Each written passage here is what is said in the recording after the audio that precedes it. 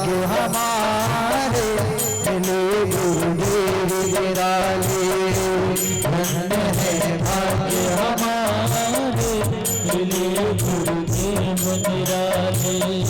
शरण आए भक्तों को, शरण आए भक्तों को हृदय से लगाने वाले। धन्य है भाग्य हमारे मिले गुरुदेव निराले।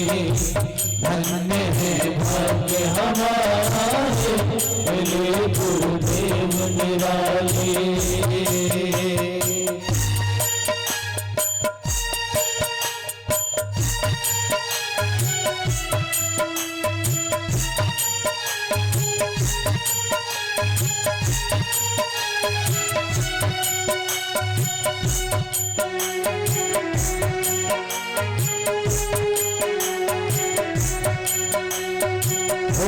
छतरपुर पन्ना गारू जन्म स्थान तुम्हारा।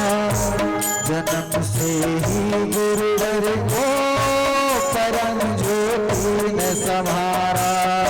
छतरपुर पन्ना गारी जन्म स्थान तुम्हारा।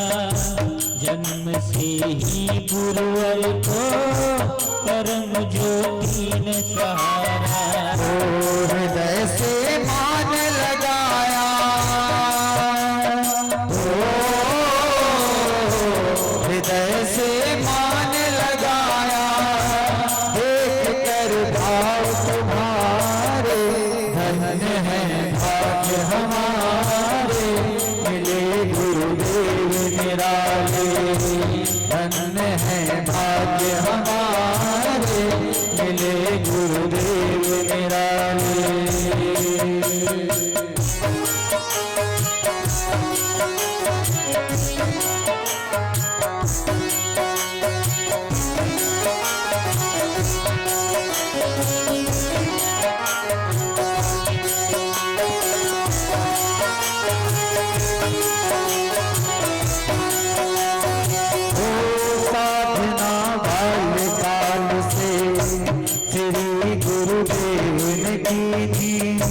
सरल हृदय को देख कर मात ने सीखी। साधना बाल काल से श्री गुरुदेव ने कीनी। सरल हृदय को देख कर मात ने दीनी। तभी से हो गए दादा, तभी से हो गए दादा मां परम ज्योति वाले। धन्य है भाग्य हमारे मिले गुरुदेव निराले। धन्य है भाग्य हमारे मिले गुरुदेव निराले।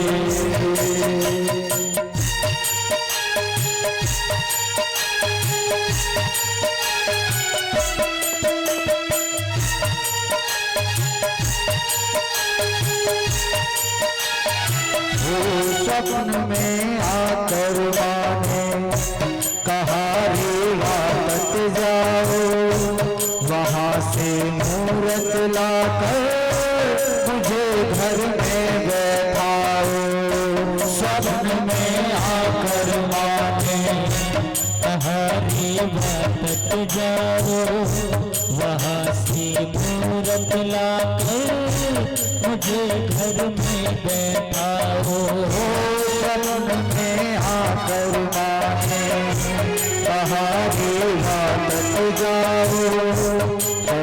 मूरत को लाकर मुझे घर में बैठाओ।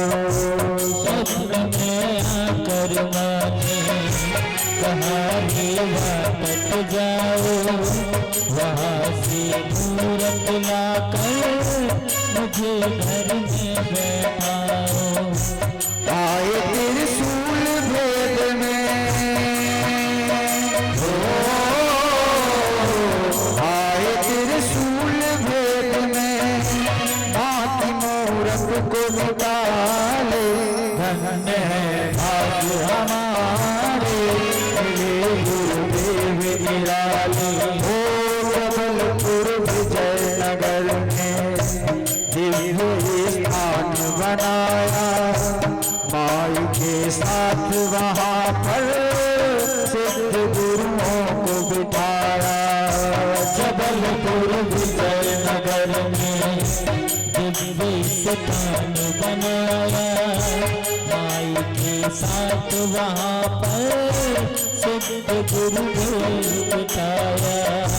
डॉक्टर सत्येंद्र स्वरूप जी, डॉक्टर सत्येंद्र स्वरूप जी हो गए माई सहारे, धन्य है भाग्य हमारे, मिले गुरुदेव निराले। धन्य है भाग्य हमारे, मिले गुरुदेव निराले। कृपा बरसाते रहना सभी भक्तों पर दादा, शरण आए भक्तों की कटे सारी भवबाधा।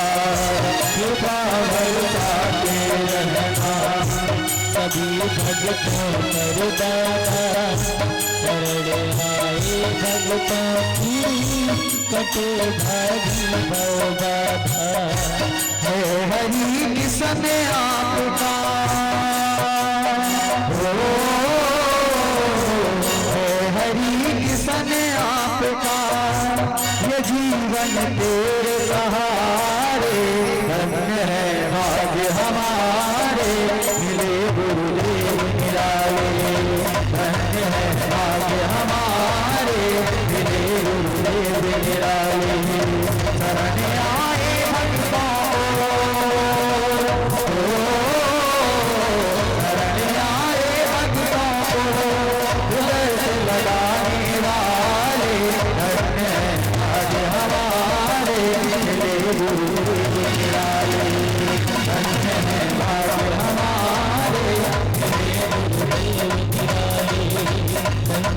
हम पर कृपा राखे रहियो दादा शेष सदन वाले।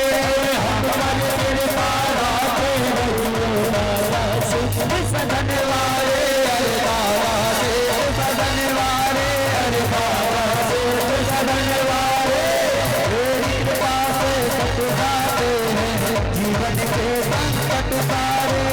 तेरी कृपा से कट जाते हैं जीवन के संकट सारे। हम पर कृपा राखे रहियो, हम पर कृपा राखे रहियो दादा शेष सदन वाले। अरे दादा शेष सदन वाले, अरे दादा शेष सदन वाले। तेरी कृपा से कट जाते हैं जीवन के संकट सारे। तेरी कृपा से कट जाते हैं जीवन के संकट सारे। अरे जीवन के संकट सारे, अरे जीवन के संकट सारे, अरे जीवन के संकट सारे। बोलिए गुरुदेव भगवान की जय। और धर्म की परिभाषा क्या है? धारयति इति धर्म, जो धारण करे वही धर्म है। तो हमारा धर्म क्या है?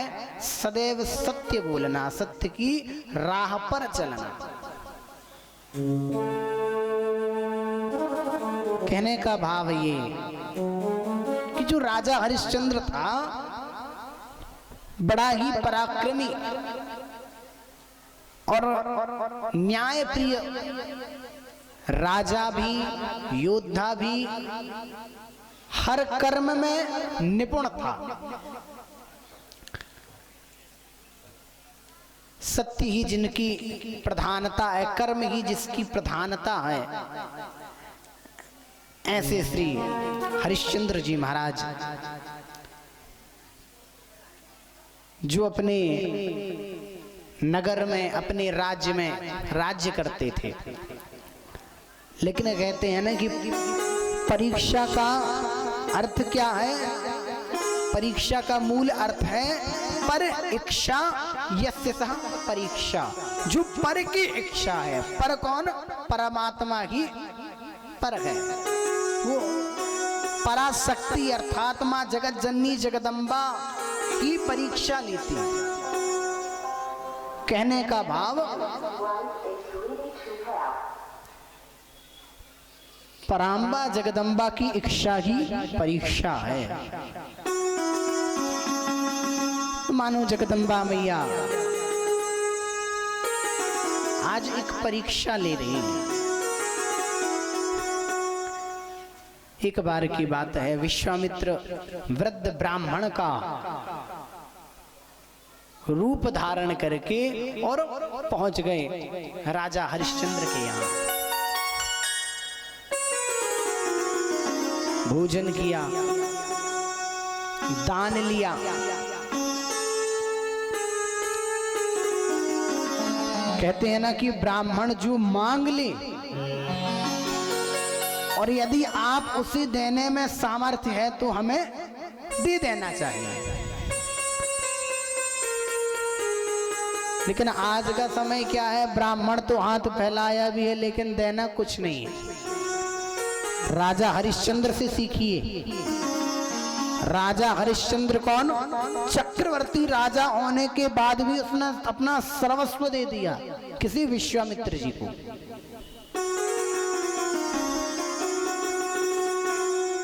क्योंकि उस समय उसे ये नहीं पता था कि विश्वामित्र हमारे पास ब्राह्मण बन के आए हैं। वो तो ब्राह्मण का स्वरूप धारण करके आए थे, वृद्ध ब्राह्मण का। पहचान तो नहीं पाए उस समय। भोजन किया, दान मांगा। दान के बाद जब भूरसी दक्षिणा की बारी आई, क्योंकि दान में तो उसने सब कुछ दे दिया,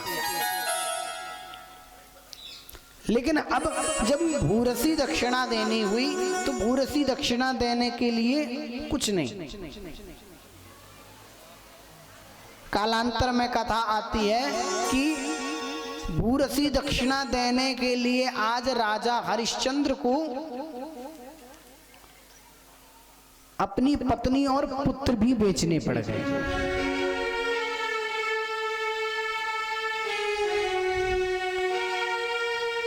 अब चूंकि सत्यवादी था, धर्म प्रिय था, धर्म पर चलने वाला था,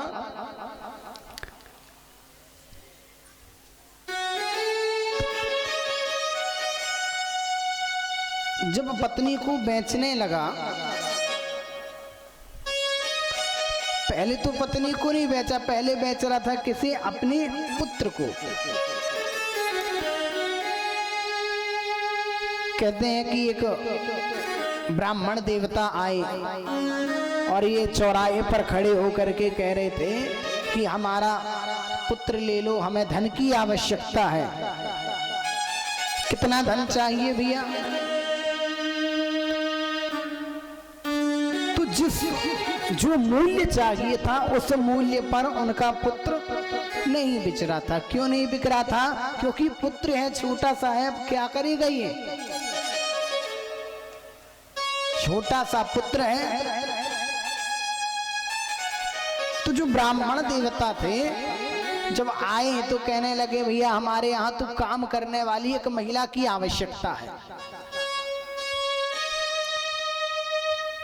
क्योंकि हमारी जो अर्धांगिनी है अब वो कुछ कार्य कर नहीं सकती, तनिक वृद्ध है, तो हमें एक महिला की आवश्यकता है। आप कहो तो मैं इस महिला का मूल्य आपको दे सकता हूं। कितना मूल्य दिया? कितने मूल्य तो दे दिया, लेकिन फिर भी वो मूल्य कम पड़ रहा था भूरसी दक्षिणा देने का। तो क्या किया? कहते भैया एक काम करो, पत्नी का तो जो आपने मूल्य दिया है अब पुत्र का भी दे दो।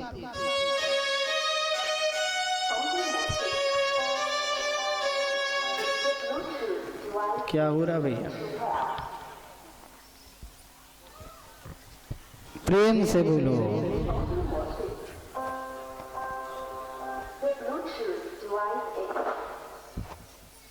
की जय। तो जो राजा हरिश्चंद्र थे उन्होंने अपनी पत्नी को बेच दिया, पुत्र को बेच दिया।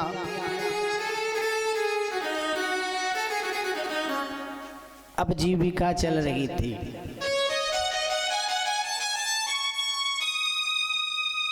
कहते हैं स्वयं भी जाकर के कहाँ रहने लगे? शमशान घाट में। शमशान घाट में डोम होते हैं, जो मुर्दे को जलाते हैं उनको कहा जाता है डोम। तो वहां के पहरेदार बन गए, चौकीदार बन गए।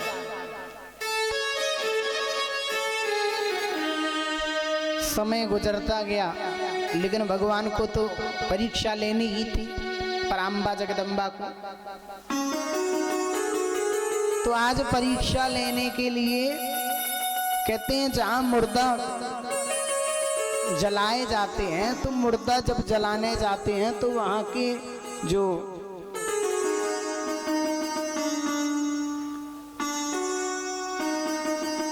आइए बड़े भाव से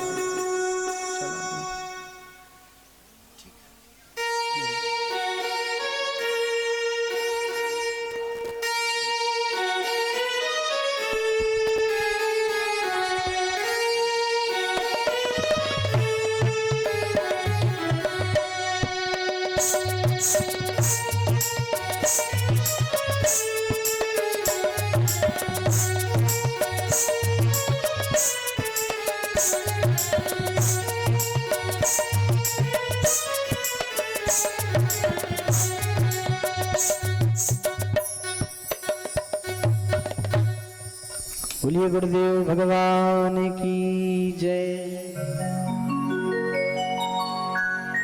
तो कहते हैं जब मुर्दा जलाया जाता है, तो जब हम मुर्दा जलाने जाते हैं, किसी का शव जलाने जाते हैं, तो वहां पर हमें कुछ कर देना होता है। तो उसका एक कार्य था कि जो भी मुर्दा जलाने वाला आता है तो उसे उसका कर अवश्य चुकाना होता है। अब जैसे कि समय गुजरता गया कालांतर में, और हुआ ये कि जहां मुर्दा जलाने के स्थान में आज पहरेदारी कर रहे राजा हरिश्चंद्र खड़े हुए थे, आज उसी स्थान में उसकी पत्नी,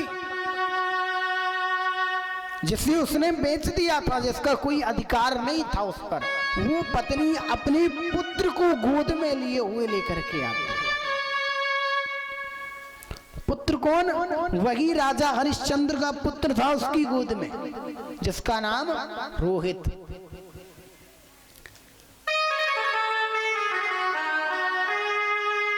कहते जब हमारा कोई अपना, यदि हम किसी स्थान पर यदि कोई कार्य कर रहे होते हैं, कोई नौकरी कर रहे होते हैं, तो हमारा क्या धर्म बनता है कि भैया हमारी पहचान है तो हमारे पहचान में कुछ कम में हो जाएगा। होता है कि नहीं होता?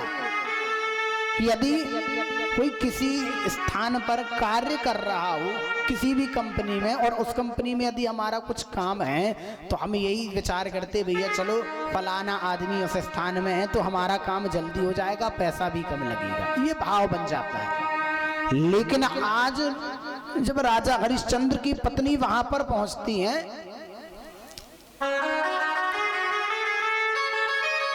जब राजा हरिश्चंद्र की पत्नी वहां पर पहुंची अपने पुत्र को लेकर के, तो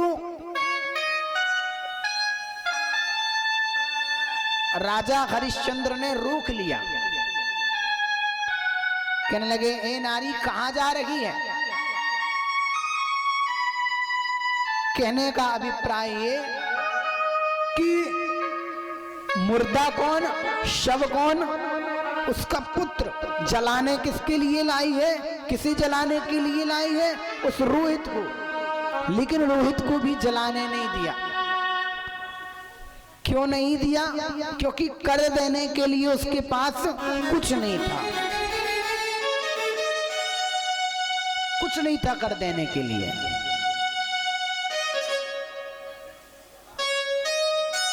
अब विचार करती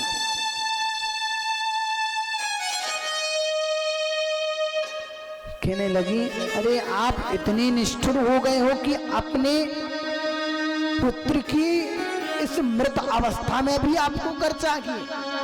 अरे किस काम का ये आपका धर्म का पालन करना?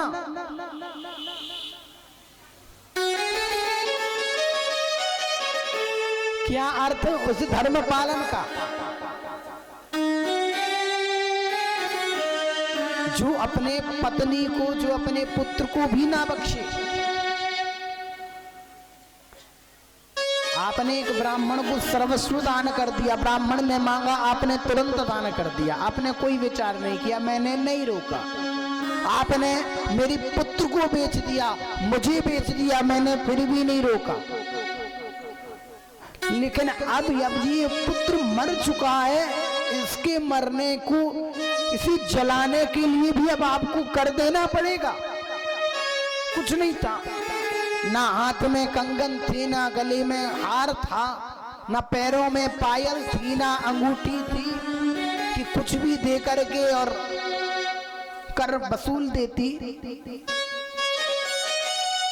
कुछ विचार नहीं आया, था ही नहीं कुछ।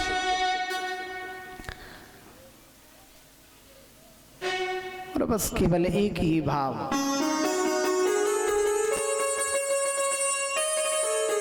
केवल तन पर कपड़ा ढका हुआ था, कपड़े ढंग से, साड़ी ढंग से पहनी भी नहीं थी। राजा हरिश्चंद्र की पत्नी ने साड़ी को भी नहीं पहन रखा था, बस एक फटी सी ताड़ी थी जो तन पर ओढ़ करके रखी। आज उस रोहित की मां ने, राजा हरिश्चंद्र की पत्नी ने तुरंत अपने पल्लू को फाड़ कर देने लगी, और ज्यों ही देने लगी कि वहां पर ब्राह्मण देवता विश्वामित्र प्रकट हो गए। वो डोम कौन था जिसकी पहरेदारी कर रहे थे? वो विश्वामित्र की थे। और राजा हरिश्चंद्र से प्रसन्न होकर के वरदान मांगने लगे, कहने लगे, मांगो वरदान, मैंने तुम्हारे सत्य की परीक्षा ली और तुम मेरे सत्य की परीक्षा में सफल हुए। कहने का भाव ये कि राजा हरिश्चंद्र अंत स्थिति तक भी नहीं रुका, सत्य के मार्ग पर हमेशा चलता रहा। राजा जन्मेजय कहते हैं, प्रभु ये तो बताइए, जो राजा हरिश्चंद्र है, जो सत्यवादी है, इसकी इतनी परीक्षा क्यों ली गई और इतनी कठोर? चलिए परीक्षा तो ली जाती, लेकिन इतनी कठोर परीक्षा, आखिर ऐसा क्या था?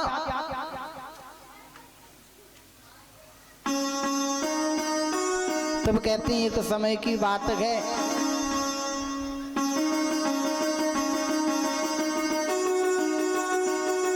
जब हरिश्चंद्र के कोई पुत्र नहीं था, तब हरिश्चंद्र ने वरुण देवता से प्रार्थना की थी कि मुझे पुत्र हो जाए, और पुत्र जब हो जाएगा तो मैं उसने उस समय एक संकल्प लिया। अच्छा एक बात बतला दूं, हम जो भी संकल्प लेते हैं ना, यदि संकल्प पूर्ण नहीं होता तो हमें हमारा पतन भोगना अवश्य पड़ता है। संकल्प कोई छोटी मोटी बात नहीं होती कि बस हाथ में जल ले लिया और कह दिया महाराज। होता कई जगह हमने देखा है, पूजन करवाते हैं, पूजन करवा के हाथ में जल ले लिया, चावल ले लिया, फूल ले लिया, अरे पढ़ो महाराज संकल्प। महाराज जी ने कहा इतनी इतनी दक्षिणा है इसकी, हाँ महाराज दे देंगे, लो रखो। पता चला सत्यनारायण की कथा सुनाने गए हैं, पकड़ा दिए 200 रुपए, कहते महाराज दे देंगे ना 1100 बाद में। होता है, दे दिया। संकल्प में क्या पढ़ा पंडित जी ने कि आप 1100 रुपए देंगे, दे दिया कितने? 200 रुपए। अब विचार किया, अब संकल्प तो नाम मात्र का है, उनके लिए तो नाम मात्र का, यजमान के लिए, लेकिन संकल्प की क्या विशेषता वो तो ब्राह्मण को पता है। हाथ में जब आपने जल लिया, हाथ में आपने कुशा ली, हाथ में आपने अन्न लिया, ये जल और अन्न क्यों रखा जाता है? द्रव्य कहते भले एक सिक्का ले लो, लेकिन ले लो और फिर बाद में देते रहना। पंडित जी भी कहते ना, अरे भैया एक सिक्का ही रख लो, दे देना फिर बाद में। क्यों द्रव्य क्यों रखाया जाता? एक ही सिक्का क्यों रखा देते कि चलो एक सिक्का रख लो? इसका भी कारण है। मानो हम वचनबद्ध हो जाते हैं कि यदि हम इस संकल्प को पूर्ण नहीं करते हैं तो क्या होगा? जो हाथ में हमने जल रखा है, ये जल, इतना जल भी हमें नसीब ना हो। ये जो अन्न का दाना हमने रखा है, इतना अन्न भी हमें नसीब ना हो। और ये जो एक सिक्का रखा है, एक सिक्का भी हमें नसीब ना हो। इसलिए संकल्प में हमने इतनी वस्तु रखी कि इतनी भी नसीब ना हो यदि हम संकल्प को पूरा नहीं करते। तो संकल्प की विशेषता को समझिए। संकल्प को ऐसे ही कभी भी मत कर दो, करो तो फिर विचार कर लो। अब आप लोग कहेंगे पंडित जी आपने तो ले लिया 18 साल का संकल्प। अरे तो हमने कुछ विचार किया तभी तो लिया। आप लोगों का प्रेम देखा, आप लोगों का वात्सल्य देखा, आप लोगों का सहयोग देखा कि कितना सुंदर सहयोग प्राप्त हुआ। पिछले वर्ष जब श्रीमद् भागवत कथा हुई तो बड़ा सुंदर सहयोग प्राप्त हुआ, लेकिन इस वर्ष जब हमने देखा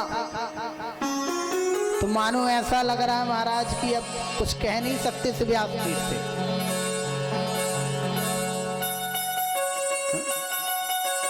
कुछ लोगों के मुख से तो हमने ये तक सुन के रखा कि पर पंडित जी के घर के सामने हो रही, लो अपने घर के सामने करवा लो ना भैया, उठाओ सब खर्चा, हम तो हैं ही करने के लिए।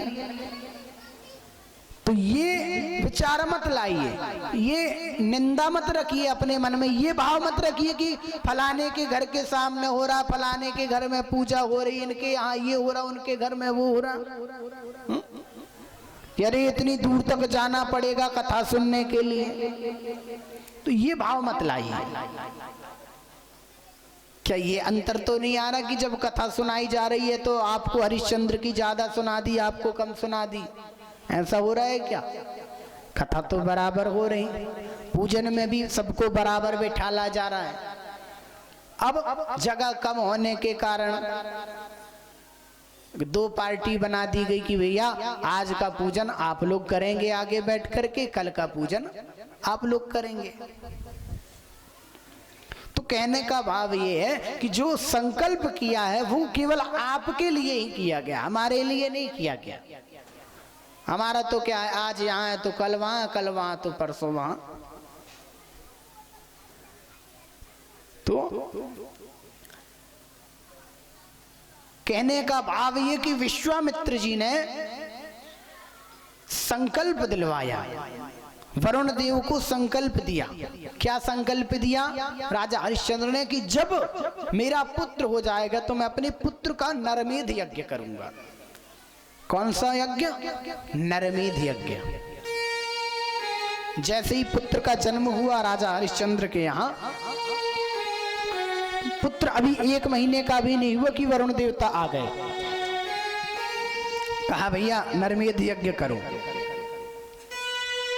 नरमेध यज्ञ का अर्थ है कि जो पुत्र उत्पन्न हुआ है, जिस पुत्र ने जन्म लिया है, इसे पशु बनाया जाए और फिर पशु बना करके इसकी बलि चढ़ाई जाए। इसे कहते हैं नरमेध यज्ञ।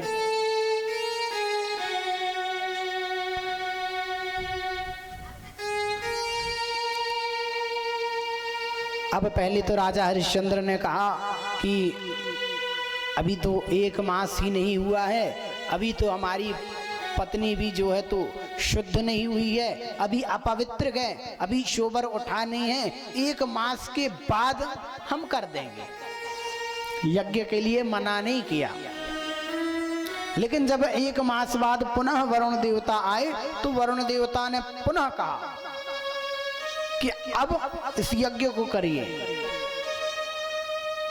तो फिर राजा हरिश्चंद्र ने कहा प्रभु अभी तो हमारा पुत्र छोटा है, ये 12 वर्ष का हो जाए, थोड़ा ज्ञानी हो जाए, उसके बाद मैं कर दूंगा। और इतना कह करके राजा हरिश्चंद्र ने अपना पुनः कार्य करने लगे। वरुण देवता ने भी कहा चलो ठीक है, 12 वर्ष बाद कर दीजिएगा। लेकिन जब जैसे ही 12 वर्ष पूरे हुए कि यहाँ रोहित तनिक कुशाग्र बुद्धि का हो गया। रोहित को जब ये भेद पड़ा, जान पड़ा, रोहित को जब ये पता लगा कि मेरे पिता ने वरुण को संकल्प दिया है, मेरे पिता ने वरुण को ये वचन दिया है कि जब मैं 12 वर्ष का हो जाऊंगा तो उसके बाद मुझे पशु बना करके और मेरा बलि दे देंगे। तो उस कुशाग्र बुद्धि वाला क्या करता है, भाग गया अपने घर से, लौट करके ही नहीं आया। अब यहां वरुण देवता जब आए तो वरुण देवता ने कहा चलो यज्ञ करो। हाथ जोड़ करके खड़ा हो गया राजा हरिश्चंद्र, कहने लगा प्रभु मैं कैसा यज्ञ कर दूं, मेरा जो पुत्र है वो पता नहीं कहां चला गया है।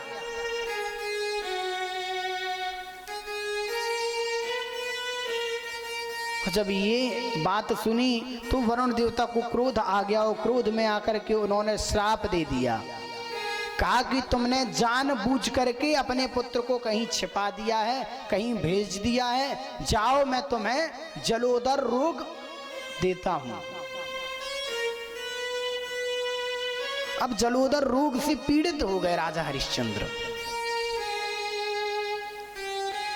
और इधर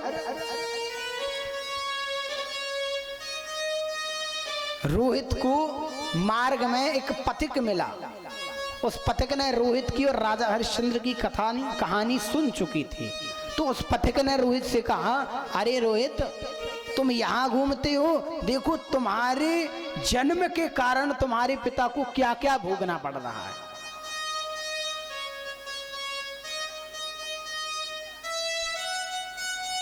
पिता ने क्या क्या भोगा।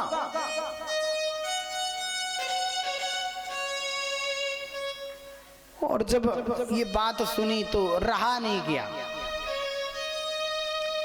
रोहित से बिल्कुल नहीं रहा गया। रोहित जाने लगा कि उतने में इंद्र अब एक ब्राह्मण का रूप धारण करके आए। और इंद्र को तो जानते ही हैं, वो तो केवल कार्य को रोकने वाला होता है।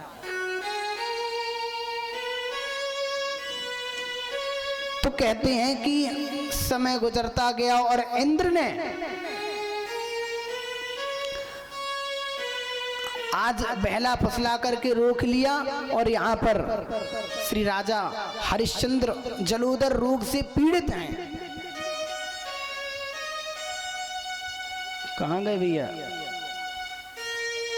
कहाँ हैं?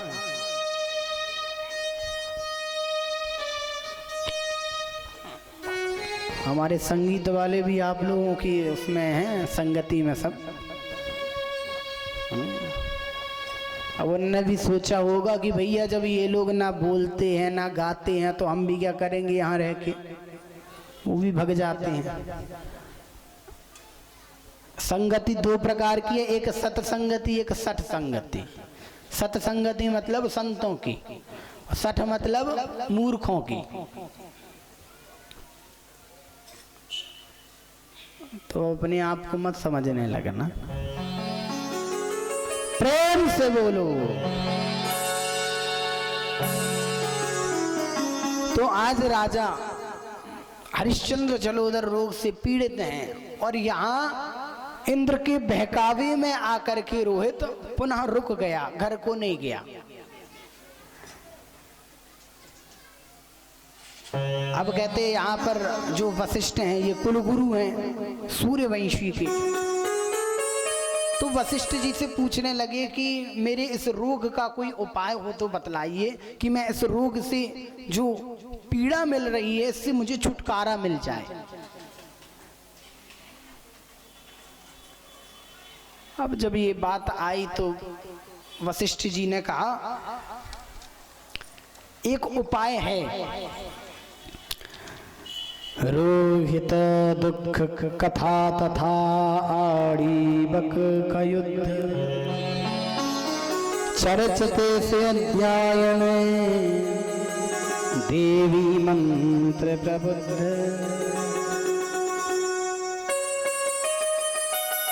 कहते आपको वो पुत्र का नरमेध यज्ञ तो करना ही पड़ेगा, लेकिन शास्त्रों में 13 प्रकार के पुत्र बतलाए गए। औरस पुत्र, क्षेत्रज पुत्र, कृत्रिम, दत्तक, गुदोत्पन्न, कृतक इत्यादि 13 प्रकार के पुत्र बतलाए गए। तो कहते किसी को पुत्र बना लीजिए जो आपका पुत्र बन सके और उसका नरमेध यज्ञ कीजिए।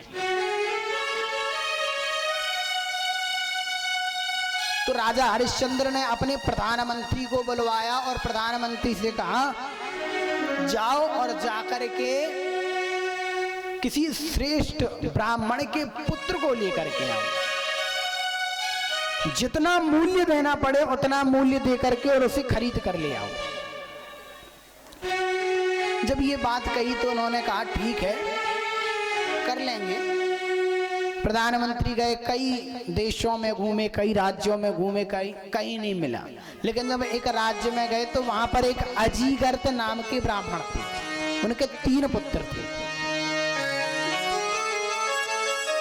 तो 3 पुत्रों में से बड़े पुत्र को जब ये बात पता चली तो बड़े पुत्र ने मना कर दिया, छोटे ने भी मना कर दिया। लेकिन जो मंझला पुत्र था शुनहशेप नाम का, उसे खरीद लिया गया, उसका उचित मूल्य दे करके, और ये आ गए।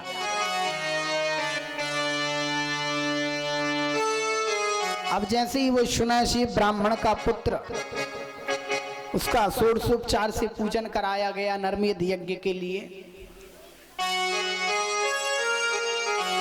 तो कहते हैं कि जिस प्रकार उस पुत्र को देख करके विश्वामित्र आग्रह करने लगे राजा हरिश्चंद्र से कि राजा हरिश्चंद्र तुम तो बड़े दानी हो, तुम तो बड़े धर्मात्मा हो, और आपके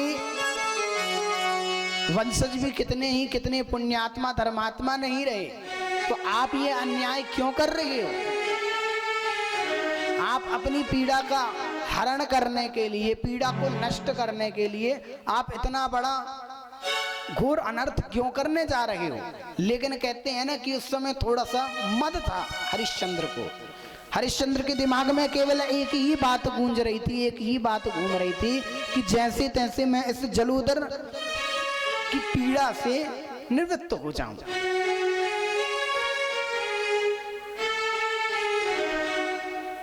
और विश्वामित्र ने बार बार आग्रह किया परंतु माना नहीं। तब फिर विश्वामित्र जी ने श्राप दे दिया, जाओ जिस धन का तुम्हें मद है, जिस धन से तुमने आज किसी ब्राह्मण पुत्र को खरीदा है, आज वही धन से तुम्हें क्षय होना पड़ेगा। और जिस प्रकार एक ब्राह्मण अपने पुत्र के लिए वियोग में रुदन कर रहा, उसी प्रकार आप अपने मृत पुत्र के वियोग में रुदन भी नहीं कर पाओगे। सामने मृत पुत्र तो होगा परंतु उसे जलाने के लिए भी आपको कर लेना पड़ेगा, देना नहीं पड़ेगा, कर लेना पड़ेगा। और हुआ क्या, वही रोहित नामक मृत पुत्र का कर लेना पड़ रहा था। लेकिन विश्वामित्र की जितनी विश्वामित्र ने परीक्षा ली थी सभी परीक्षाओं में सफल हुए, तो वो मृत पुत्र को भी जीवित कर दिया।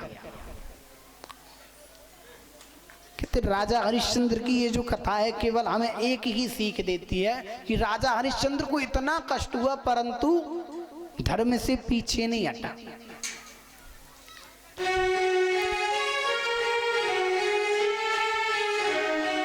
बोलिए जगत जननी जगदम्बा मैया की जय। कहते एक बार की बात है,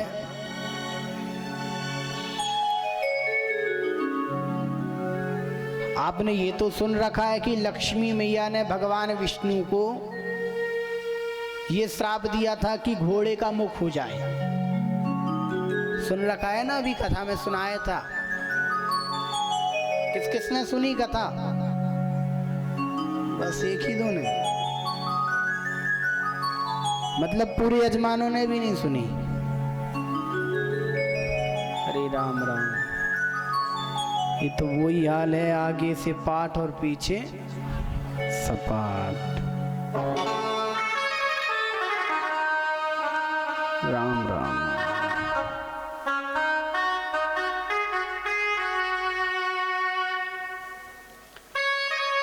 प्रेम से बोलो।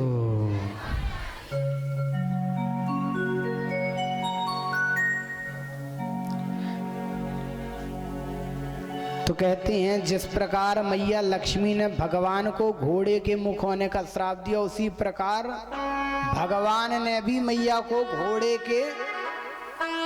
घोड़ी होने का श्राप दे दिया। नहीं, ये कथा है, हंसने वाली बात नहीं, कथा है ये देवी भागवत में। क्यों दिया ये भी बतला देते हैं।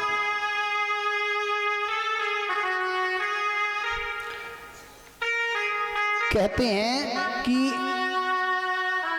सूर्यपुत्र रेवंत उच्चैःश्रवा नाम के घोड़े में आकर के बैठ करके और भगवान विष्णु के दर्शन के लिए जा रहे थे। तो दूर से ही रेवंत, चूंकि सूर्य का पुत्र है तो सूर्य की तरह तेजस्वी था, तो आज वो सूर्यपुत्र रेवंत वो जैसे ही आता देखा तो भगवान ने विष्णु से पूछा, देखो जरा कौन है। जैसे हम लोग कह देते हैं ना कि भैया देख के आना जरा बाहर कौन है। तो माता लक्ष्मी ने देख तो लिया कि रेवंत आ रहा है, परंतु रेवंत से अधिक कहीं सुंदर उच्चैःश्रवा नाम का घोड़ा था। जैसे देख करके मंत्रमुग्ध हो गई मैया लक्ष्मी। इतनी मंत्रमुग्ध हुई कि भगवान ने एक बार नहीं, दो बार नहीं, कई बार पूछा, अरे क्या बात है, क्यों शांत हो, क्यों नहीं बोल रही हो, कौन आया है। भगवान ने कहा ये तो कुछ बोल नहीं रही, श्राप दे दिया। कहा तुम जिस घोड़े को देख करके और आप ये मोहित हो गई, मंत्रमुग्ध हो गई हो, जाओ मैं आपको श्राप देता हूं कि मृत्यु लोक में जा करके और आप घोड़ी बन जाओ। ये श्राप दे दिया। तुरंत मैया लक्ष्मी चरणों में गिर गई, कहने लगी, प्रभु आपने ये क्या किया। आप तो जानती ही हैं कि नारियां यदि कोई विशेषता देख लेती हैं तो फिर देखती ही रहती हैं और उनका मन वहां से हटता नहीं। जब तक उसकी पूरी विशेषता नहीं जान लेती तब तक नहीं हटेगा।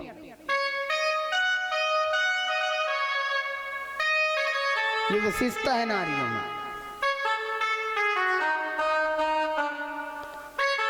तो मैया लक्ष्मी हाथ जोड़ ली, प्रभु क्षमा कीजिए। तो भगवान ने कहा क्षमा, अब जो श्राप दिया उस श्राप से तो मुक्त नहीं कर सकता, लेकिन हाँ मेरी की तरह तेजस्वी पुत्र तुम्हें प्राप्त होगा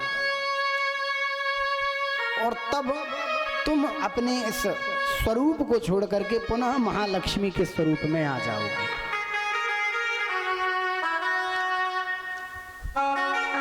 और आज मां जगत जननी जगदम्बा मैया माता लक्ष्मी मृत्यु लोक में घोड़ी बन करके रह रही।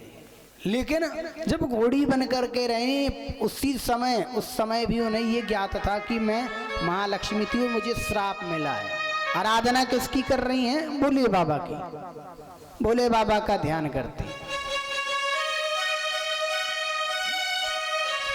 सहस्त्र वर्षों तक तपस्या की। कालांतर में सहस्त्र वर्षों के बाद आज भोले बाबा माँ पार्वती के साथ और घोड़ी रूप में माता लक्ष्मी को मृत्यु लोक में आकर के उन्होंने उन्हें दर्शन दिया। और दर्शन दे करके मैया ने प्रार्थना की, माता लक्ष्मी ने, कि प्रभु अब इस स्वरूप से मुझे छुटकारा दिलाइए। तो भगवान भोलेनाथ कहने लगे आपको जिसकी प्राप्ति करनी है आपको उसका भजन करना चाहिए, उसकी तपस्या करनी चाहिए। आपने मेरी तपस्या क्यों की? तो माता महालक्ष्मी कहती है मैंने तपस्या आपकी इसलिए की क्योंकि आपके इष्ट जिस प्रकार नारायण हैं उसी प्रकार नारायण के इष्ट कौन है? आप। और आपकी बात कभी नारायण टाल नहीं सकते। अब यदि मैं सीधे नारायण की भक्ति करती हूँ, नारायण से कुछ वरदान मांगूंगी तो वो नहीं देंगे, लेकिन हाँ मैंने आपसे मांगा, आप मुझे देंगे, और आपकी बात नारायण टाल नहीं सकते।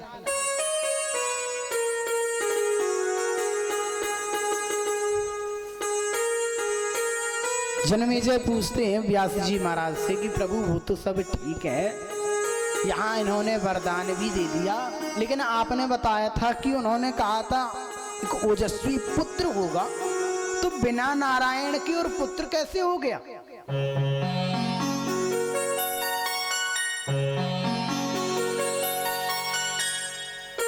बड़ी अचंभा करने वाली बात।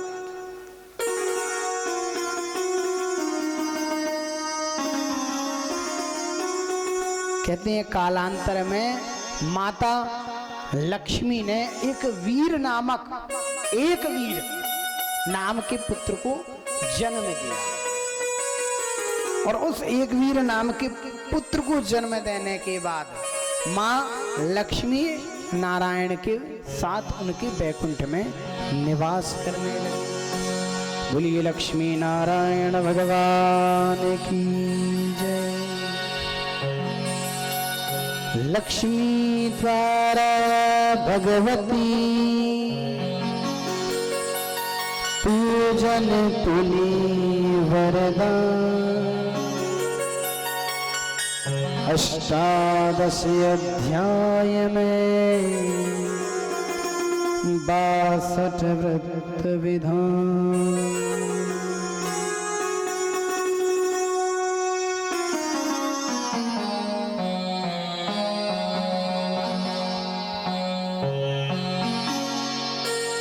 कहते हैं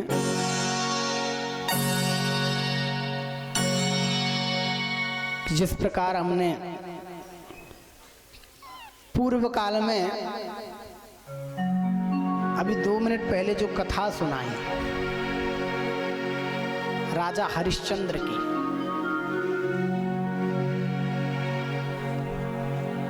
क्या विशेषता बतलाई थी?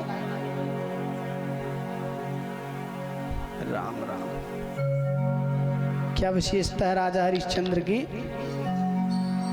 सत्य के प्रेमी हैं, धर्म के प्रेमी हैं, और साथ ही साथ राष्ट्र के भी प्रेमी हैं। तो जिस प्रकार ये भागवत हमें बतलाती है कि सत्य का और धर्म का प्रेमी कैसा बनना है,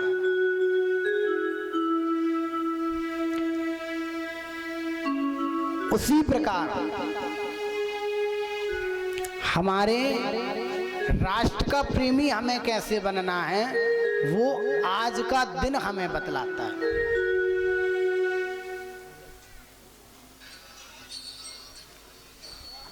लोग प्रेम दिवस तो मना रहे हैं,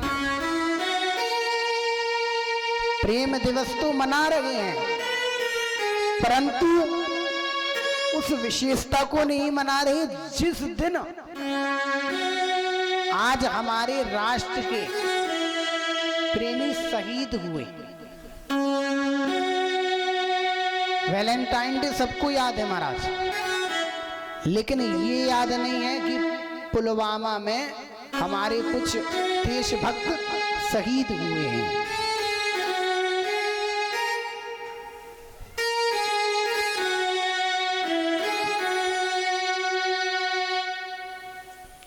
प्रेम से बोलो।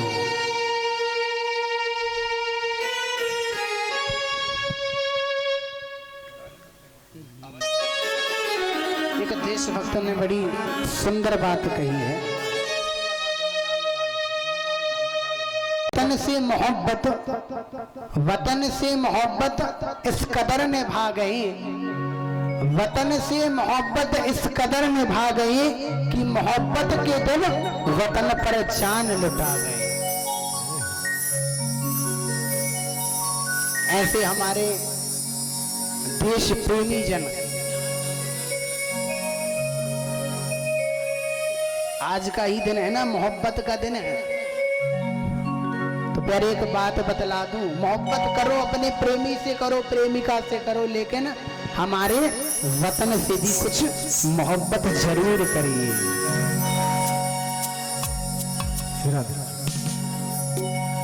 भारत माता की जय हो, भारत माता की जय हो।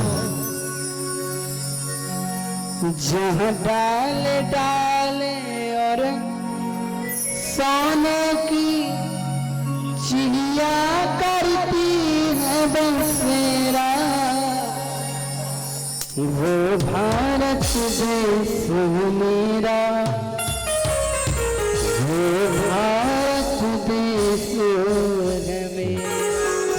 जहाँ डाल डाल पर सोने की चिड़िया करती है बसेरा, वो भारत देश है मेरा, वो भारत देश है मेरा, वो भारत देश है मेरा, वो भारत देश है मेरा।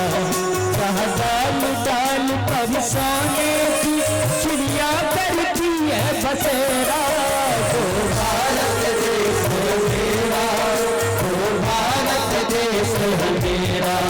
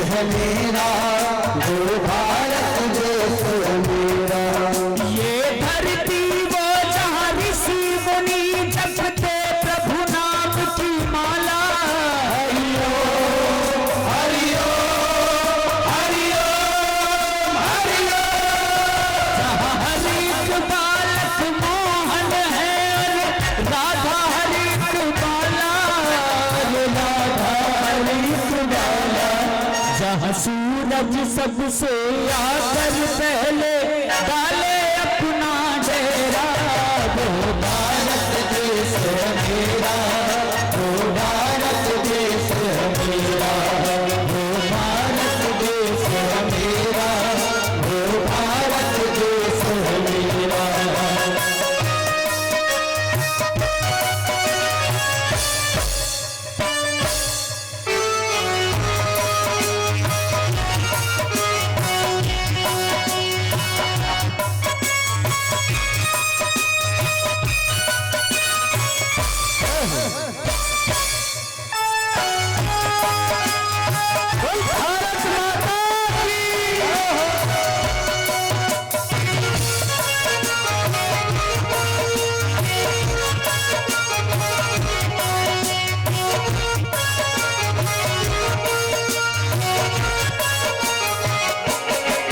अलबेलों की इस धरती के त्योहार भी हैं अलबेले, हरिओ हरिओ हरिओ हरिओ।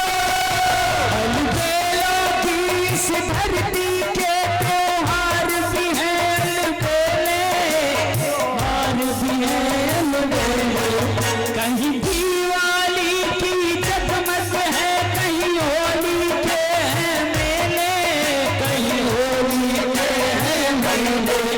जहाँ राग रंग और हंसी खुशी का चारों ओर है तेरा, वो भारत देश है मेरा, वो भारत देश है मेरा, वो भारत देश है मेरा, वो भारत देश है मेरा।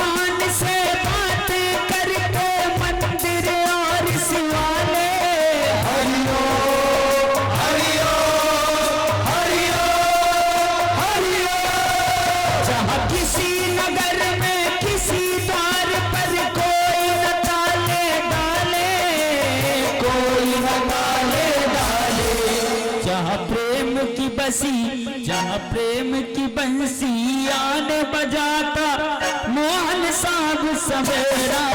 वो भारत देश है मेरा, वो भारत देश है मेरा, वो भारत देश है मेरा, वो भारत देश है मेरा। जहाँ डाल डाल पर सोने की चिड़िया करती है बसेरा। वो भारत देश है मेरा, वो भारत देश है मेरा, वो भारत देश है मेरा, वो भारत देश है मेरा, वो भारत देश है मेरा, वो भारत देश है मेरा। बोलिए भारत माता की। मैया महाकाली की झांकी प्रस्तुत होगी और उसके बाद आरती, उससे पूर्व एक सुंदर माई का भजन और जिन भक्तों ने 6 दिवस कथा नहीं सुनी उनके लिए विशेष सूचना है कि बसंत पंचमी के उपलक्ष्य में रखी गई है श्रीमद् देवी भागवत महापुराण, जिसकी कल विशेषता बतलाई जाएगी कि आखिर बसंत पंचमी क्यों मनाई जाती है, क्यों बसंत पंचमी के दिन सरस्वती का पूजन किया जाता है। और जिसने 6 दिन भागवत नहीं सुनी, श्रवण नहीं किया, वो 7वें दिन आकर के भले ही कुछ समय के लिए आकर के कथा सुनो, लेकिन सुनना जरूर है। कहा गया है ना भागवत जी में भी कहा है श्लोकार्धम श्लोक पादम वा। अरे एक श्लोक नहीं तो आधा श्लोक, आधा श्लोक भी नहीं तो उसका एक चरण श्लोक पादम। एक चरण को भी यदि हम श्रवण करते हैं, मनन करते हैं, तो भी 7 दिन की कथा का फल प्राप्त हो जाता है। लेकिन उसके लिए ये नहीं कि भैया अब 7वें दिन आ गए। कुछ लोगों ने ये भी नियम बना के रखा, अरे पंडित जी तो कहते हैं कि 7वें दिन फल मिल जाता तो 7वें दिन चलेंगे, है ना? ऐसे नहीं। जिसके पास समय नहीं,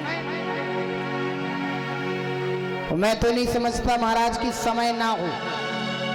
भगवान ने आपको इतना अमूल्य समय, नित्य प्रति रोज आपको ये समय दे रहे हैं, आपको ये मानुष तन दे करके भगवान ने, और यदि ये भगवान ने आपको अवसर दिया है तो इसे प्राप्त जरूर करिए, क्योंकि मानव तन प्राप्त करने के लिए देवताओं को भी मूल्य चुकाना पड़ता है। अरे पीछे मत देखो भैया, जो आएगा सब सामने मिलेगा ना, क्यों देखते हो पीछे? आप ही लोग के लिए मंगवाया जा रहा है। प्रेम से बोलो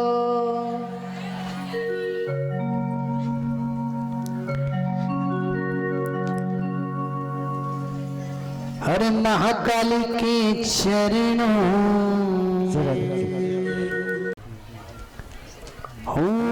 महाकाली के चरणों में इस दास का ठिकाना है। महाकाली के चरणों में इस दास का ठिकाना है। महाकाली के चरणों महाकाली के चरणों में इस दास का ठिकाना है। महाकाली के चरणों में इस दास का ठिकाना है। मन चाहिए मोहमानी मन राही तब तू पुराना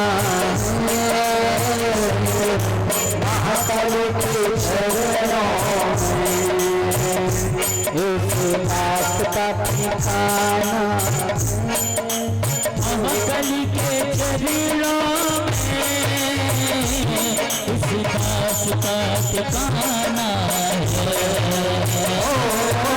महाकाली के चरणों में इस दास का ठिकाना है। मन चाहे चाहे सब वस्तु पाता है। महाकाली के चरणों में बोलिए महाकाली मैया का ठिकाना है।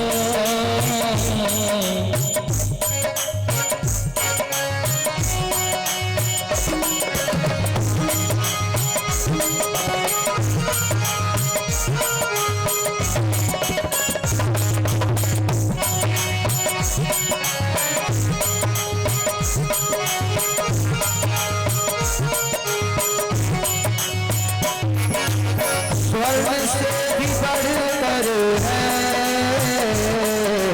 धूल मांग चरणों की। स्वर्ग से भी बढ़कर है धूल मांग चरणों की।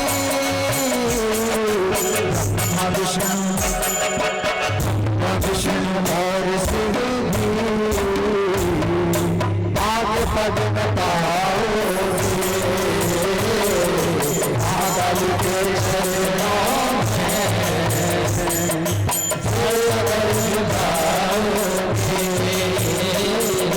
महाकाली के चरणों में फिर अगर झुकाओगे मन चाहे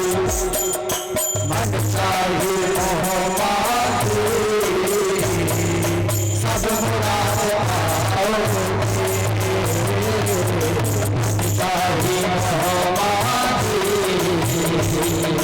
सब मुराद पाओगे।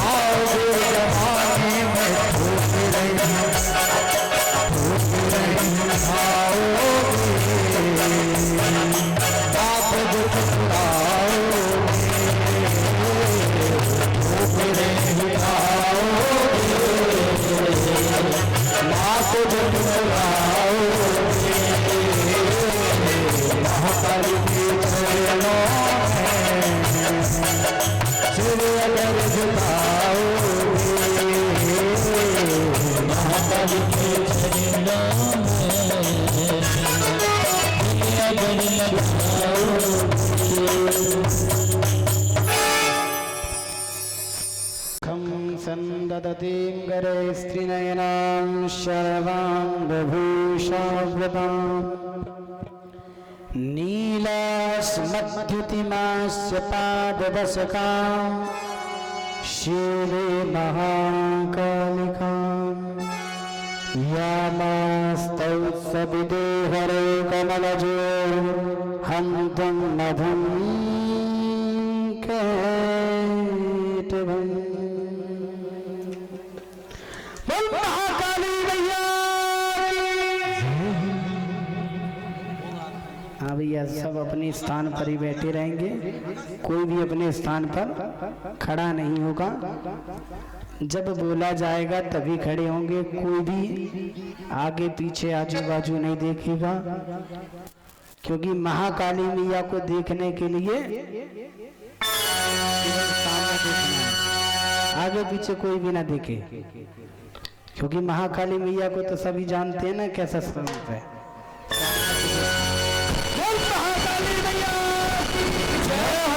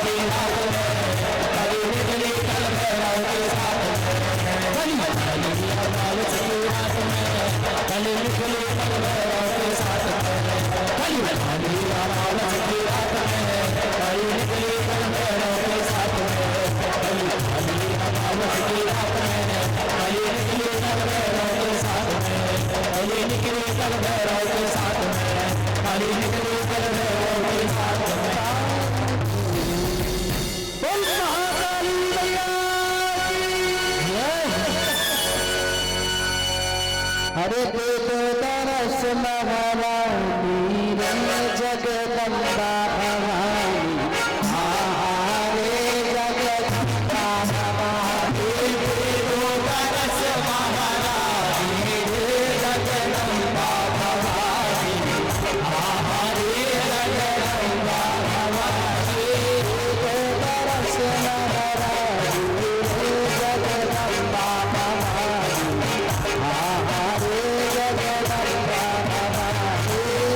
दरस महारानी रे जगदम्बा भवानी,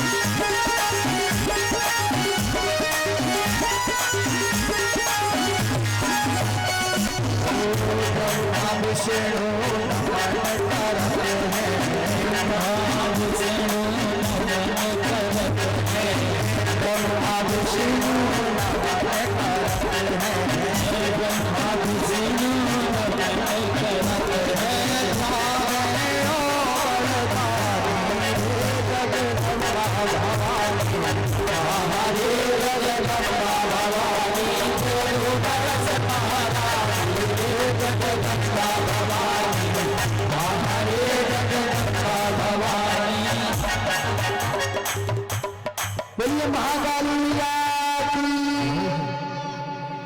आइए हरे जगदम्बा भवानी, दे दो दरस महारानी रे जगदम्बा भवानी, हरे जगदम्बा भवानी,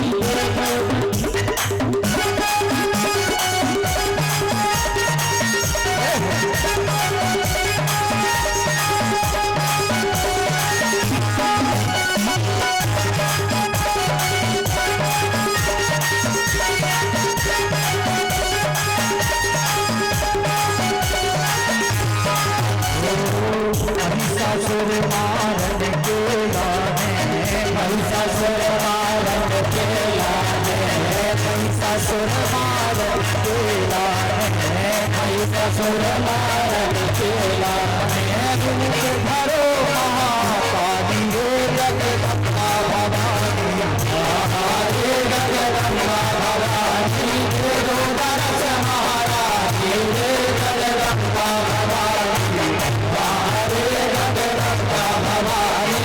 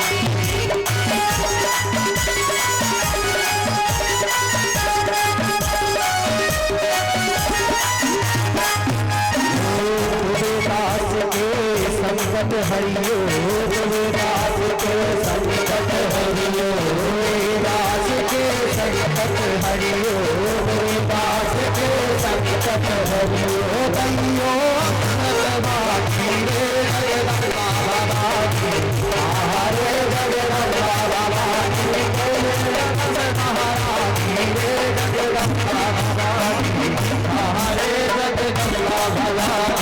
हरे जगदम्बा बाबा की आग लग जाएगी किनारे लग जाएगी आग लग जाएगी किनारे लग जाएगी ओ भाई बोलो नैया पार लग जाएगी ओ भाई बोलो नैया पार लग जाएगी ओ भाई बोलो नैया पार लग जाएगी ओ भाई बोलो नैया पार लग जाएगी सोच मत तुझसे कठिन संसार में आजा प्यारे एक बार आपके दरबार आजा प्यारे एक बार आपके दरबार आजा प्यारे एक बार दरबार में टुकड़ा मिटाने वाली सुख बरसाएगी टुकड़ा मिटाने वाली सुख बरसाएगी ओ भाई बोलो नैया पार लग जाएगी ओ भाई बोलो नैया पार लग जाएगी ओ भाई बोलो नैया पार लग जाएगी ओ भाई बोलो नैया पार लग जाएगी ओ भाई बोलो नैया पार लग जाएगी ओ भाई बोलो नैया पार लग जाएगी ओ भाई बोलो नैया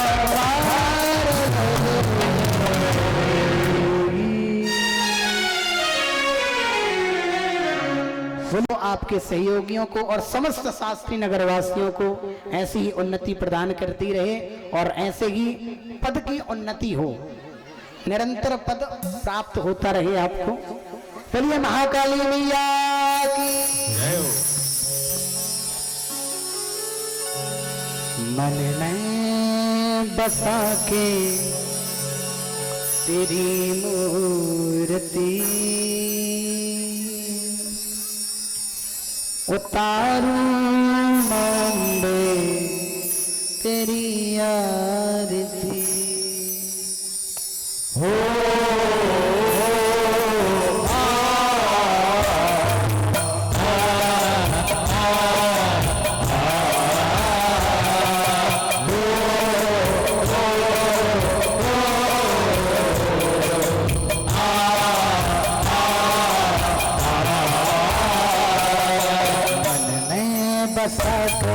तेरी मूर्ति उतारूं मांगो तेरी आरती मन में बसा कर तेरी मूर्ति उतारूं मांगो तेरी आरती तुम्ही सर्व मंगला तुम्ही भगवती तुम्ही सर्व मंगला तुम्ही भगवती तुम्ही सर्व मंगला तुम्ही भगवती तुम्ही सर्व मंगला तुम्ही भगवती उतारूं मांगो तेरी आरती मन में बसा कर तेरी मूर्ति उतारूं मांगो तेरी आरती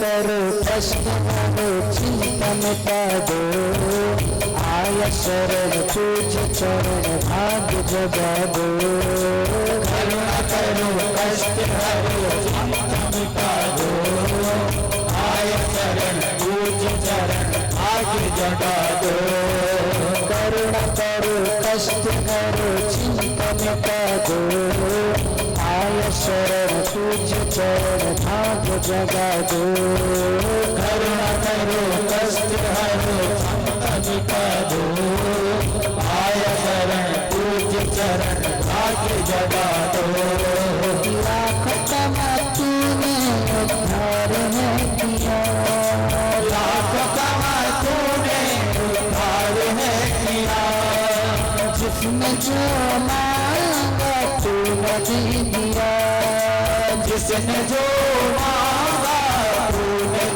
मैया छोटी सी विनती बस सुन लो मेरी मैं बसा तेरी मूर्ति उतारो मांगे तेरी आरती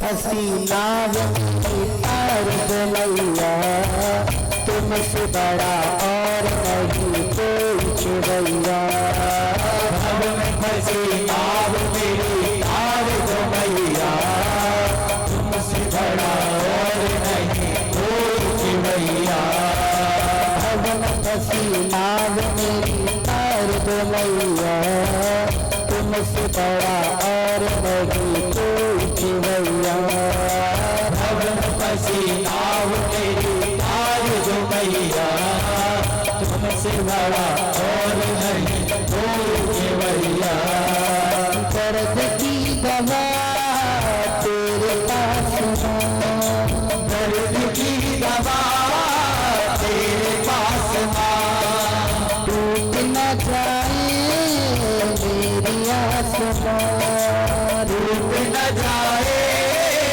मेरी आसमां जिंदगी दया तू भीख मांग दे मन में बसा तेरी मूर्ति उतारो मांगे तेरी आरती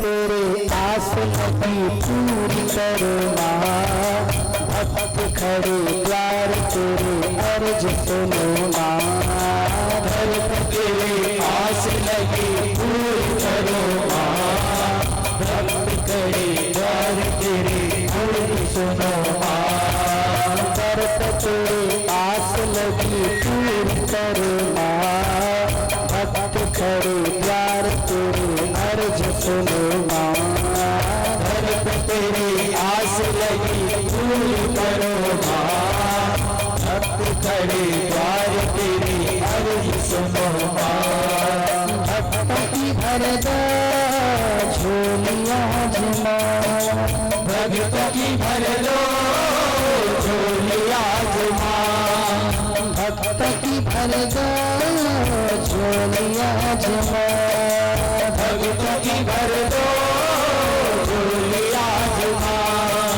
जिंदगी दया की है भीख मांग दे मन में बसा तेरी मूर्ति उतारो मांगे तेरी आरती मन में बसा तेरी मूर्ति उतारो मांगे तेरी आरती सर्वमंगला तुम्ही भगवती तुम्ही सर्वमंगला तुम्ही भगवती तुम्ही कात्यायनी तुम्ही सरस्वती मन में बसा तेरी मूर्ति उतारो मांगे तेरी आरती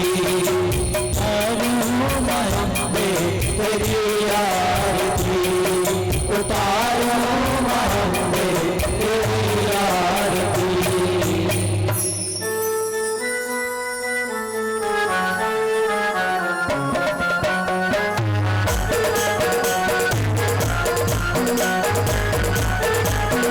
मेरी देवी पर भगवान मेरी देवी पर भगवान मेरी देवी पर भगवान मेरी देवी पर भगवान मेरा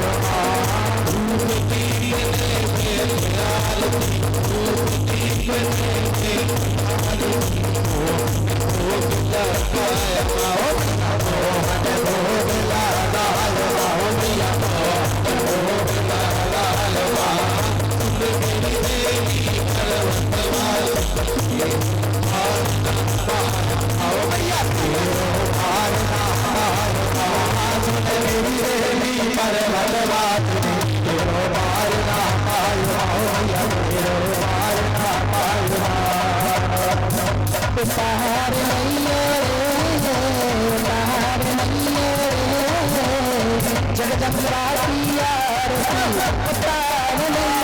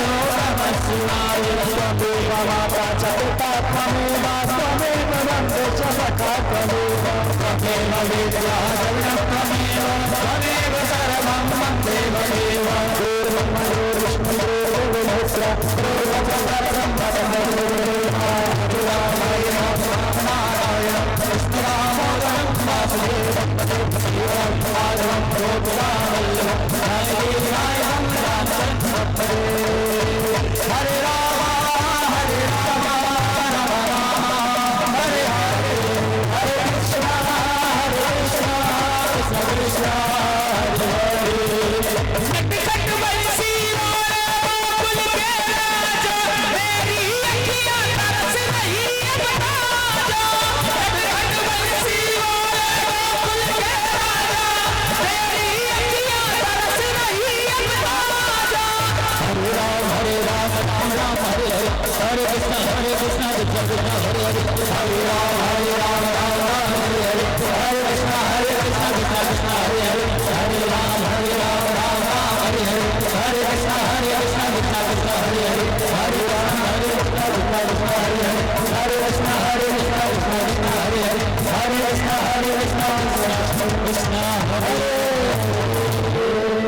हार्दिक्यं समर्पयामि गले कोटि युगधारिणे नमः